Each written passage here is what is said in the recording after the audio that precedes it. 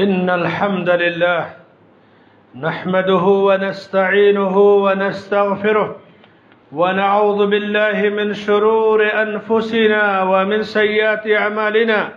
من يهده الله فلا مضل له ومن يضلل فلا هادي له. وأشهد أن لا إله إلا الله وحده لا شريك له وأشهد أن محمدا عبده ورسوله. أما بعد، يا أيها الذين آمنوا اتقوا الله حق تقاته ولا تموتن إلا وأنتم مسلمون. يا أيها الناس اتقوا ربكم الذي خلقكم من نفس واحدة وخلق منها زوجها وبث منهما رجالا كثيرا ونساء واتقوا الله الذي تساءلون به والأرحام إن الله كان عليكم رقيبا. يا أيها الذين آمنوا اتقوا الله وقولوا قولا سديدا يصلح لكم أعمالكم ويغفر لكم ذنوبكم ومن يطع الله ورسوله فقد فاز فوزا عظيما. وقال تعالى في مقام آخر: واذكر ربك كثيرا وسبح بالعشي والإبكار. وقال: إنما المؤمنون الذين إذا ذكر الله وجلت قلوبهم وإذا تليت عليهم آياتهم زادتهم إيمانا وعلى ربهم يتوكلون. معزز حاضرین جمعہ، عزیزوں اور دوستوں، بزرگوں اور بھائیوں، ماں اور بہنوں، انسان کے پاس اپنی حفاظت کے لیے دو قسم کے ہتھیار ہوتے ہیں، اور ہتھیار رکھنے کا ہمیشہ بندے کو اختیار ہے. کچھ ہتھیار ایسے ہیں کہ ملکوں کی حکومتوں کی قانونی پابندی ہے، تو قاعدے قانون کے لحاظ سے آدمی اپنا ہتھیار کا لائسنس نکالتا ہے. کچھ ہتھیار ایسے ہیں جس کے لیے کسی قاعدے قانون کی پابندی کبھی نہیں رہی. اسی لیے سلف صالحین کہتے تھے کہ تعجب ہے اس بندے پر جس پر حملہ ہو اور ہتھیار اس کے پاس موجود ہو، اس کے باوجود وہ ہلاک ہو جائے، مات کھا جائے. اسی لیے حدیثوں میں دعا کو ہتھیار بتایا گیا، مومن کا ہتھیار. ہتھیار کیا چیز ہے؟ بندوق ہے، پستول ہے، چاقو ہے، بلم ہے، اور کلاشن کوپ اور الگ الگ میزائل. یعنی ایک انسان اپنی حفاظت چھوٹے موٹے ہتھیار سے کرتا ہے. ایک ملک اپنے پورے ملک کی حفاظت، جیسے کسی نے میزائل چلایا تو میزائل توڑنے والا جو ہے آئٹم ایجاد کیا. آج کل آپ دیکھیے کہ وقفے سے حوثی، ایرانی دہشت گرد، رافضی، شیعہ، یہ سعودی عرب پر میزائل داغتے ہیں، کبھی ریاض پہ کبھی مکے پہ، تباہ کرنے کے لیے. اب اس اللہ تعالیٰ نے جو صلاحیت دی ہے بندے کو، اس کا استعمال کرنا چاہیے. سعودی عرب نے جو بنایا ہتھیار کی میزائل کو ہوا میں ہی ناکام کر دینا، تو یہ اس وقت کی سب سے بڑی دہشت گردی. اور ایسا نہیں کہ یہ حملہ ریاض پر اور دمام جدہ پہ ہے، اصل حملہ مرکز اسلام پر ہے.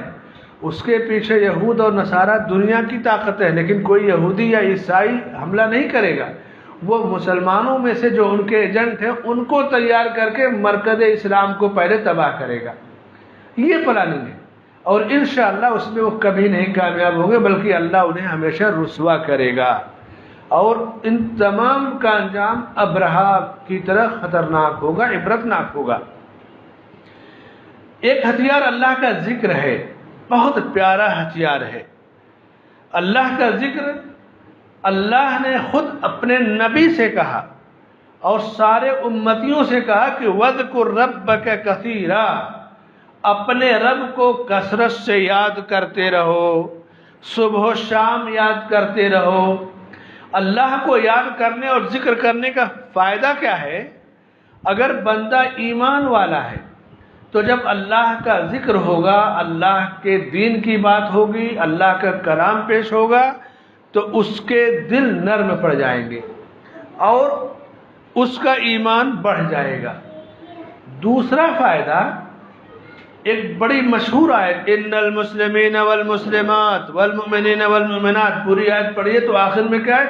والذاکرین اللہ کثیرا والذاکرات، اور بکثرت اللہ کو یاد کرنے والے مرد اور عورتیں، اللہ نے ان کے لیے جنت اور اجر عظیم تیار کر رکھا ہے۔ تو اللہ کو یاد کرنا یہ ایک جہاں ہتھیار ہے شیطانی حملے سے روکنے کے لیے، اپنے بچاؤ کے لیے، وہیں اللہ سے قرب حاصل کرنے کا ایک ذریعہ ہے۔ کبھی کبھی آدمی دنیا میں مشغول ہو جاتا ہے اور دنیاوی کاموں کی وجہ سے اللہ کے ذکر سے غافل ہو جاتا ہے۔ ایسے لوگوں کے بارے میں اللہ نے فرمایا یا ایھا الذین آمنوا لا تلہکم اموالکم ولا اولادکم عن ذکر اللہ، اے ایمان والو کہیں ایسا نہ ہو کہ تمہارے مال اور تمہاری اولاد تمہیں اللہ کے ذکر سے غافل کر دے۔ سنو اگر ایسا ہو گیا کہ مال و اولاد کے چکر میں اللہ کے ذکر سے غافل ہو گئے تو کیا ہوگا؟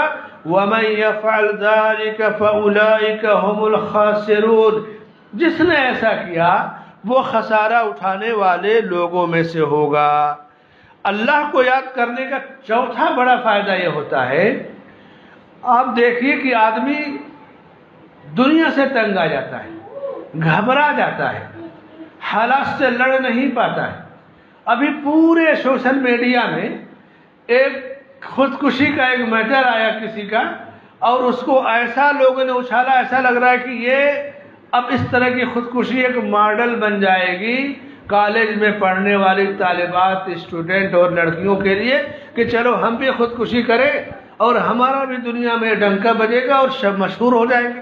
یعنی اتنا اس کو اچھالا جا رہا ہے کہ ایسا لگ رہا ہے کہ اب نئی جنریشن جو محبت میں ناکام ہو جائے، اولاً تو فاحش اور غلط محبت وہی بری ہے، ناکام ہو جائے، چاہے اور شادی میں ناکام ہو جائے، تو اب چلو ہم ویڈیو بنائیں گے، شیئر کر دیں گے، پوری دنیا ہمارا ماتم کرے گی، اور پھر پورے کالج، اسٹوڈنٹ، یونیورسٹیوں کی طالبات کا کیا ہوگا؟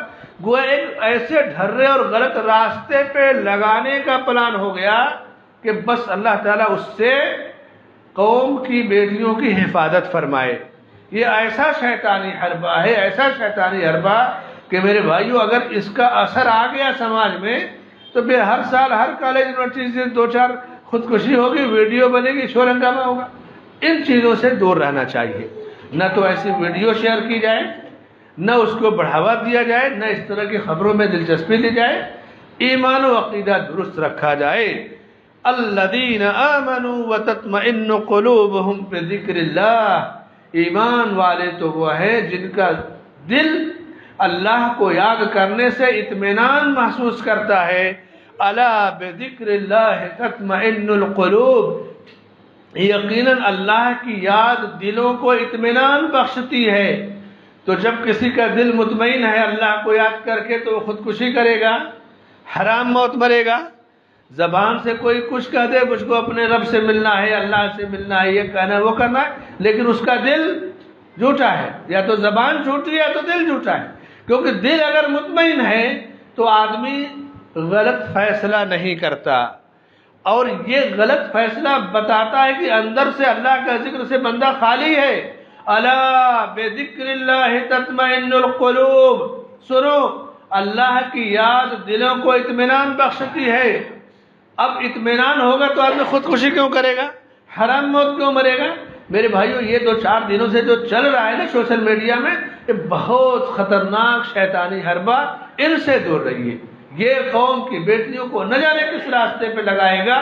اللہ کا ذکر اور حالات، حادثات زندگی میں ہوتے ہیں۔ لقد خلقنا الانسان فی کبد، انسان کو اللہ نے کہا کہ انسان کو ہم نے مشقت میں پیدا ہی کیا ہے۔ کسی کی زندگی میں کم مشقت ہے، کسی کی زندگی میں زیادہ ہے۔ کیا امیروں کے گھروں میں پریشانیاں نہیں ہیں؟ جن کے گھروں میں ساری سہولتیں زندگی کی، کیا ان کے گھروں میں دقتیں نہیں ہیں؟ غریبوں کی پریشانی الگ ہے، امیروں کی الگ ہے، چھوٹوں کی الگ ہے، بڑوں کی الگ ہے۔ کوئی ایسا نہیں جو دنیا میں پریشان نہ ہو۔ اللہ کا کلام ہے لقد خلقنا الانسان فی کبد۔ تو اللہ کو یاد کرنے سے چھٹا فائدہ کہ بندے کا دل مطمئن ہوتا ہے۔ اور جب دل مطمئن ہوگا تو ذہن مطمئن ہوگا، دل اور دماغ مطمئن ہو گیا تو پورا جسم اطمینان کی زندگی گزارے گا، یعنی مصیبتوں کا مقابلہ بھی وہ اطمینان کے ساتھ کرے گا، اس کو گھبراہٹ نہیں ہوگی۔ اسی لیے معاذ ابن جبل رضی اللہ عنہ سے اللہ کے نبی صلی اللہ علیہ وسلم نے ایک مرتبہ فرمایا، انی احبک یا معاذ، اے معاذ میں تم سے محبت کرتا ہوں اور تم کو وصیت کرتا ہوں اس بات کی کہ تم ہر نماز کے بعد اتنا ضرور کہا کرو، اللہم اعنی علی ذکرک و شکرک و حسن عبادتک، اے اللہ اپنا ذکر کرنے پہ، اپنی نعمتوں کا شکریہ ادا کرنے پہ اور اچھی طرح سے اپنی بندگی کرنے پہ میری مدد فرما۔ تو جب بندہ رب کی بندگی کے لیے اللہ سے مدد مانگے گا، نعمتوں کا شکریہ ادا کرنے کے لیے مدد مانگے گا، ذکر کرنے کے لیے مدد مانگے گا، تو اللہ کی مدد مل جائے گی، تو زندگی با مقصد گزرے گی۔ ہر فرض نماز کے بعد آپ صلی اللہ علیہ وسلم یہ دعا کرتے تھے۔ دنیا میں توحید سے زیادہ کہیں اطمینان نہیں ہے، اور شرک سے زیادہ کہیں بے اطمینانی اور بے چینی نہیں ہے۔ موحد بندہ، اس کی توحید کا تقاضا یہ ہے کہ وہ کوئی غلط قدم نہ اٹھائے، کیونکہ پورا ذکر الہی، صبح و شام کے اذکار، سونے جاگنے کی دعائیں، سب اللہ کو یاد کرنے سے، سب توحید سے جڑی ہیں، کہیں شرک کا شائبہ نہیں ہے۔ اب اس کی بد نصیبی کا کیا علم ہوگا جو حرام موت تو مرے، اس کا باپ کہہ رہا ہے کہ غوث پاک کی قسم ہے، غوث پاک اور پیران پیر کا واسطہ دے رہے ہیں کہ تم جان نہ دو، یعنی زندگی شرک پر گزری ہے، غیر اللہ کو معبود بناتے ہوئے گزری ہے۔ تو اب جب پوری بنیاد ہی غلط ہے تو پھر نتیجہ کہاں سے صحیح ہوگا؟ اسی لیے کہا جاتا ہے کہ سب سے بڑی جو چیز بنیادی ہے کہ دلوں میں توحید کے عقیدے کو بٹھایا جائے، داڑھی ہو جائے، لباس ہو جائے، چلے ہو جائیں، بڑے بڑے اجتماعات ہو جائیں، صلاۃ و سلام پڑھ لیں، لیکن توحید سے زندگی خالی ہے تو ساری عبادت بیکار ہے، زندگی بھی بیکار ہو جاتی ہے۔ ہمیشہ اس بات کا خیال رکھیں۔ عبداللہ ابن بسر رضی اللہ عنہ کہتے ہیں کہ اللہ کے نبی صلی اللہ علیہ وسلم کے پاس ایک آدمی آیا، اس نے کہا کہ اللہ کے نبی، اسلام کے احکام تو بہت زیادہ ہو گئے، اسلام کے احکام و مسائل بہت زیادہ ہو گئے، میں پڑھا لکھا نہیں ہوں اور میں پڑھ بھی نہیں سکتا، کمزور ہو گیا، پڑھنے لکھنے کا میرا وقت چلا گیا، قرآن بھی نہیں پڑھ سکتا، دین کی باتیں سیکھ نہیں سکتا، اب کیا کروں؟ میرے لیے کوئی راستہ بتائیے کہ میں کامیاب ہو جاؤں۔ تو کہا کہ لا یزال لسانک رطبا من ذکر اللہ، سنو ایسا کرو کہ اپنی زبان کو اللہ کے ذکر سے تر رکھو۔ جب بندہ اپنی زبان کو اللہ کے ذکر سے تر رکھے گا، اللہ کو یاد کرتا رہے گا، تو یہ سوشل میڈیا پہ فضول چیزوں کا وقت اسے ملے گا، یہ فالتو ویڈیو بنا کے شیئر کرنے کا ٹائم ملے گا۔ یہ سب تو عمل بتا رہا ہے کہ بندہ اللہ کے ذکر سے دور ہے، اللہ کو نہیں یاد کرے تو شیطان اس کی زندگی میں داخل ہو گیا اور پھر شیطانی عمل اس سے کروا لیا۔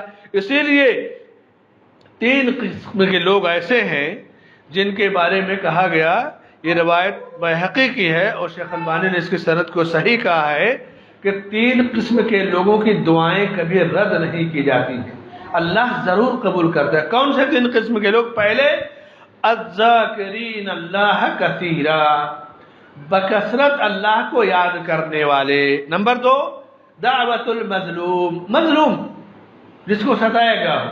نمبر 3 عادل، عدل و انصاف کرنے والا امام اور حکمراں۔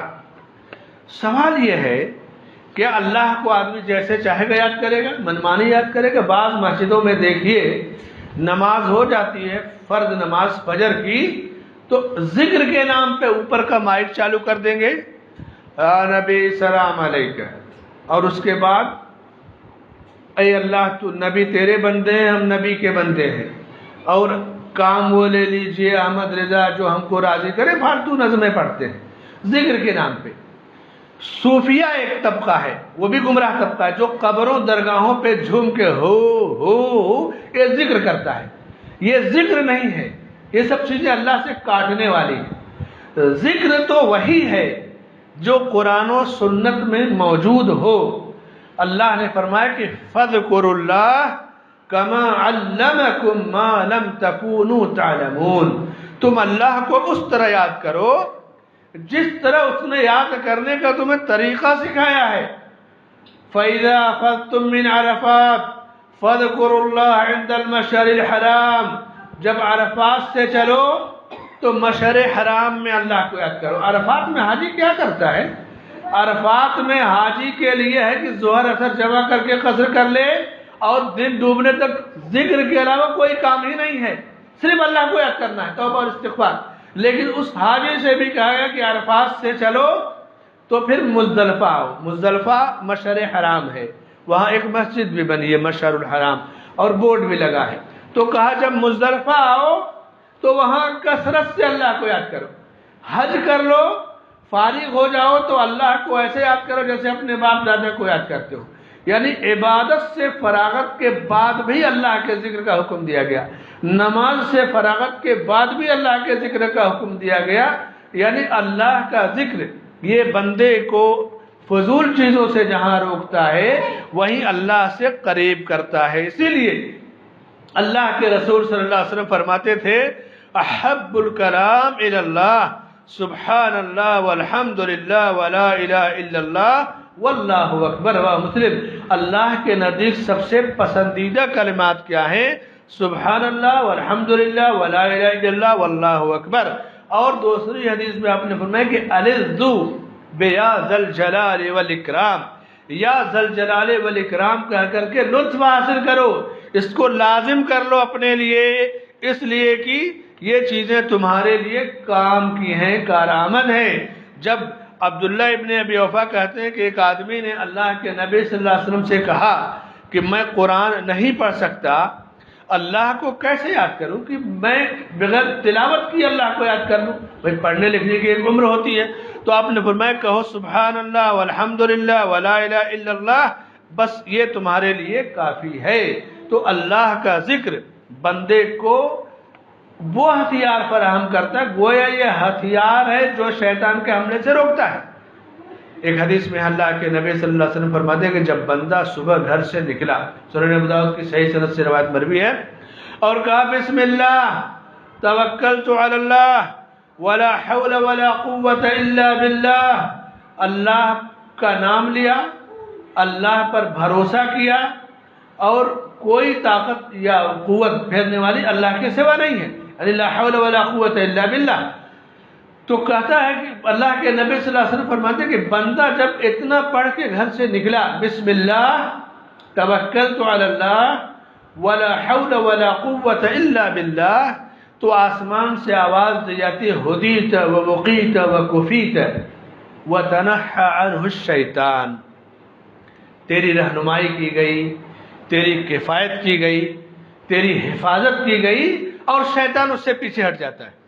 یعنی شیطان حملہ کرنا چاہتا ہے کہ کہیں نہ کہیں بندے کو گناہ میں ڈال دے، لیکن جب بسم اللہ توکلت علی اللہ ولا حول ولا قوت الا باللہ کہہ کے نکلا تو اللہ اس کی حفاظت کے لیے فرشتوں کو مقرر کر دیتا ہے اور شیطان اس سے دور ہٹ جاتا ہے. کتنا بڑا ہتھیار ہے! کون سا باڈی گارڈ، کون سی سیکورٹی ہے جو اتنی مدد کرے گی بندے کی؟ تو ہتھیار شریعت نے فراہم کیا. جب حضرت فاطمہ رضی اللہ عنہا اللہ کے نبی صلی اللہ علیہ وسلم کے پاس آئیں کہ میرے ہاتھوں میں چھالے پڑ جاتے ہیں برتن دھوتے ہوئے، گھر کا کام کرتے ہوئے، غلام یا خادم دے دیجئے، تو آپ نے کہا کہ اس سے بہتر تمہیں دیتا ہوں میں. غلام خادم تو تمہارا برتن صاف کر دیں گے، گھر کا کام کر کے تھوڑا بڑا آرام دیں گے، میں ایسی چیز بتاتا ہوں جو دنیا اور آخرت دونوں میں آرام کا باعث ہوگی. سبحان اللہ الحمدللہ اللہ اکبر. جب بستر کے پر سونے کے لیے جاؤ تو 33 بار یہ تسبیحیں پڑھ لو، دیکھو زندگی کا کون سا لطف ملتا ہے، دنیا اور آخرت دونوں کا لطف ملے گا. یہ کتنا بڑا سبق ہے بیٹیوں کے لیے. لیکن ہمارا ایمان اللہ کے ذکر پر کم ہے، دین پر کم ہے، دنیا کے بارے میں زیادہ سوچتے ہیں، تو ہم دین کی جو تعلیمات ہیں ان سے ہمیں اطمینان نہیں ہو پاتا. یہ ایمان کی کمزوری ہے. اسی طرح سے اللہ کے نبی صلی اللہ علیہ وسلم فرماتے ہیں کہ جو کسی جگہ اترا، یعنی جیسے آپ کہیں جا رہے ہیں سفر میں یا کسی منزل پہ، گارڈن میں، پارک میں، فلائٹ پہ، اسٹیشن پہ یا کسی جگہ، تو اگر وہاں پہ آپ اترے اپنی گاڑی سے یا سواری سے، اعوذ بکلمات اللہ التامات من شر ما خلق، بس اتنی دعا پڑھ لیں، اعوذ بکلمات اللہ التامات من شر ما خلق، تو آپ صلی اللہ علیہ وسلم نے فرمایا کہ جب تک وہ بندہ وہاں ہے اسے کوئی چیز نقصان نہیں پہنچائے گی۔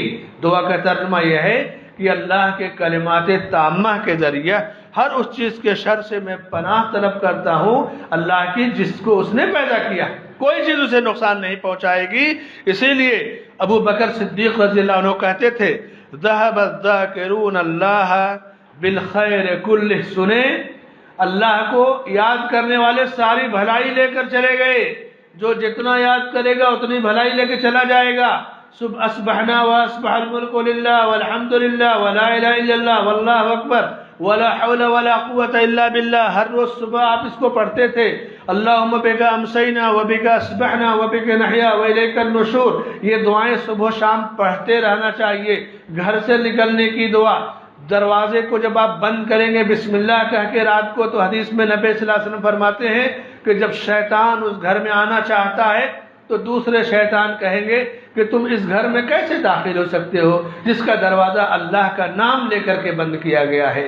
برتن ڈھانک دو بسم اللہ کہہ کر کے، بیت الخلاء میں بندہ گیا بسم اللہ اللہم انی اعوذ بک من الخبث والخبائث پڑھ لیا، شیطان کی آنکھوں پہ پٹی بن جاتی ہے، وہ بندے کو نہیں دیکھ کر کے نقصان نہیں پہنچائے گا۔ عبداللہ ابن مسعود رضی اللہ عنہ کہتے ہیں کہ ایک پہاڑ دوسرے پہاڑ سے کہتا ہے کیا تمہارے اوپر کوئی ایسا بندہ آیا جس نے اللہ کو یاد کیا ہو؟ تو جس پہاڑ پہ چڑھنے والا اللہ کو یاد کرتا ہے تو وہ پہاڑ ان بندوں کی وجہ سے فخر کرتا ہے کہ مجھے یہ سعادت ملی ہے کہ میرے یہاں اللہ کو یاد کرنے والے لوگ آئے۔ امام ابن قیم رحمہ اللہ کہتے تھے کہ الذکر باب المحبہ، اللہ کو یاد کرنے سے اللہ کی محبت کا دروازہ کھلتا ہے۔ اسی لیے اللہ کے نبی صلی اللہ علیہ وسلم فرماتے ہیں کہ اذا مررتم بریاض الجنہ فارتعوا، جب تم جنت کے باغوں میں سے گزرو تو تم باغوں میں سے چر لیا کرو۔ چرنا سمجھتے ہیں نا، جیسے باغ میں جانور جائے گا گھاس چرے گا، ہم اور آپ باغ میں جائیں گے تو جو پھل ہے وہ کھائیں گے، کہا باغ میں سے جاؤ تو اس کا پھل کھا لیا کرو۔ صحابہ نے کہا کہ یہ جنت کا باغ کہاں ہے، ہم کیسے وہاں تک پہنچ پائیں گے، کیسے پہنچ پائیں گے؟ آپ نے کہا حلق الذکر، جہاں اللہ کو یاد کیا جاتا ہو وہی جنت کا باغیچہ ہے، جب وہاں پہنچو تو تم بھی اللہ کو ان کے ساتھ یاد کرو۔ میرے بھائی اور دوستو، اللہ کا ذکر جہاں دلوں کو اطمینان بخشتا ہے، ذہن کو اطمینان بخشتا ہے، انسان کو صحیح و صالح سوچ دیتا ہے، غلط قدم اٹھانے سے روکتا ہے، غلط فیصلے سے روکتا ہے، اور غلط فیصلے کو نشر کرنے، شیئر کرنے، پھیلانے سے بھی روکتا ہے۔ آپ کو چاہیے کہ جس کو اللہ نے جیسی صلاحیت دی ہے سنت کے مطابق ان چیزوں کو عام کیا جائے، تاکہ شر کو مٹانے کے لیے خیر کو زیادہ سے زیادہ وہاں تک پہنچایا جائے۔ اللہ سے دعا ہے کہ اللہ تعالی ہمارے دلوں کو اطمینان بخشے، ہمیں اپنے ذکر اور اپنے کلام کے ذریعے ہمیں تر و تازگی عطا فرمائے، اور ہمارا جو معاملہ ہے کہ ہم غفلت میں ہیں، اللہ کا ذکر کم کرتے ہیں، قرآن کم پڑھتے ہیں، فضول چیزوں میں ہم زیادہ رہتے ہیں، اللہ ہمیں فضول چیزوں سے محفوظ رکھے اور ہمیں اپنے وقت کے صحیح استعمال کی توفیق بخشے، آمین۔ بارک اللہ لی ولکم فی القرآن والسنہ، واستغفر اللہ لی ولکم ولسائر المسلمین من کل ذنب فاستغفروه انه هو الغفور الرحیم۔